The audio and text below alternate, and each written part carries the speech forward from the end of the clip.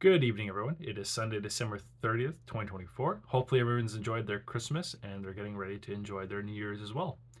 Today, I want to make a quick video on the idea of learning through doing.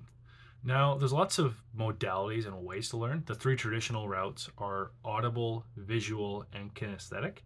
And there's actually a lot more different types of learning paths, and we can touch on that in a future video. But today, I really want to focus on learning through the actions you take in your life. Now, as I kind of alluded to in some of my other videos, I really experimented a lot throughout my 20s, whether that was with different jobs, different relationships, different career paths, different even workout styles.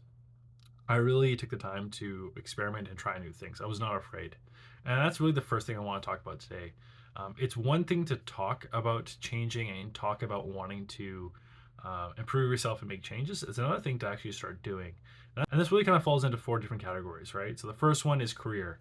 Well, in my early 20s, when I was 20, actually 20 on the dot, I was stocking shelves at a grocery store here in Canada called No Frills. But I really wasn't enjoying it, right? So I left school and then I became a security guard.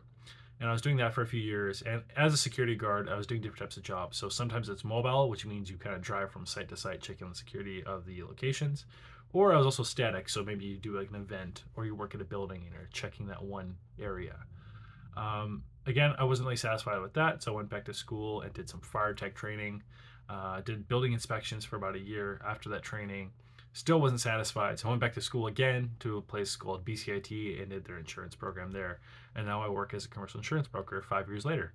So really, every time I came up to a point where I wasn't satisfied in my career, I was ready to go on to the next thing. And I'm really proud I did that because a lot of people, I think, typically would stay in that same career path even if they're unhappy. The next thing I would say is my health. So, kind of throughout my 20s, when I was early, like 21, 22, around then, I was really into strength training and power training. I initially thought I wanted to be a powerlifter. I had some friends that were going to local competitions, but I did it and I got pretty strong. I was deadlifting like 400 pounds, squatting close to 300 pounds. Nothing for a lot of strongmen or anything like that, but enough for me. And I just realized, my back was starting to hurt. I was starting to get wrist and joint pain. I said, I don't really care about being a professional strongman. So let me switch more into like the bodybuilding style, right? So I started doing that, lost a bunch of weight. When COVID hit, all the gyms across Canada pretty much shut down overnight. So I really got into jogging. I was jogging like 4 or 5 days a week during 2020. And kind of most recently, over the last year or two, I started integrating hot yoga workouts into my overall fitness routine.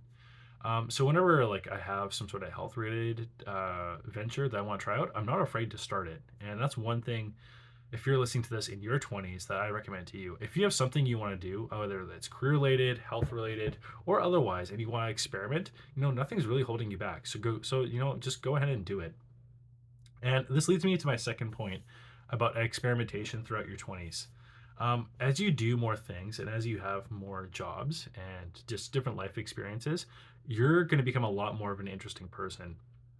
So, what do I mean by this? Like, sometimes you'll think, okay, the skill sets you learn in one job aren't going to translate into future jobs. So, for myself, for example, um, working as a security guard is way different than the job duties being a fire technician inspecting buildings, which is way different than being an insurance broker. But as I kind of stepped back and put all these things together, a lot of them are related. So it turns out that being a security guard is called something also called loss prevention, and that's actually a risk management technique that insurance companies will use when they're rating. So when I talk to a client, I can also talk about the risk management and see if they use security services, what does that look like, what does that entail, and I'll know a little bit about that background. Having that fire technician experience too, I can kind of look a bit at the building, say, okay, is it a monitored alarm? Is it local? What type of equipment is actually used on site? How does that actually influence their fire protection, right? So a lot of these things initially didn't seem like they would connect, but as I got older, they seem to connect really well. And this really leads me to my third point. As you learn more things and as you experience more, you become more credible.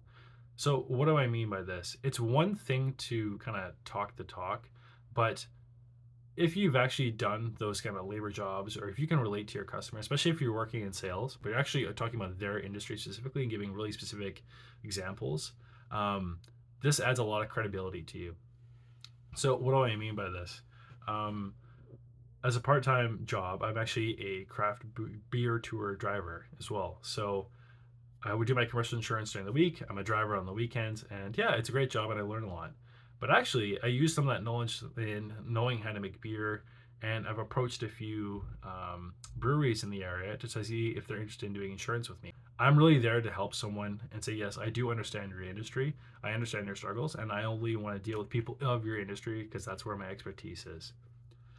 Finally, my last thing, as you kind of job switch and maybe experiment with new hobbies throughout your 20s, you're gonna naturally develop a lot of confidence, and this really comes in two ways. Um, the first way is because after you develop a certain amount of time in an industry or learn about a certain hobby, you get those years of experience, so naturally you just become good at it. So after you become naturally good at something, you want to do it more and more and more, right? So as you do something more, then you get more engaged with it and you become better at what you're doing and become more known at what you're doing as well. This really leads to the second part as well. As you become more, it really becomes a part of you. So another example I'll use is, throughout my mid 20s, I did a bunch of salsa dance classes. And that way now I can actually call myself a dancer. But now, because I've learned some dance routines, because I've learned all the pretty much the basic moves of salsa, I can call myself a salsa dancer. I am a salsa dancer. Yeah. So in summary, those are the four things I wanted to talk about today. First thing is you do more and you become more. You learn more about yourself and what you do and don't like, and you have that confidence to switch. Second thing is you become a more interesting person. Third thing is with whoever you're talking with, the more experiences you have, the more credibility you have as a human. And fourth thing, with all those three things combined, you become a more confident human. That's it for now. Hopefully everyone has a great holidays and love to talk to you again soon. Thank you so much. Bye-bye.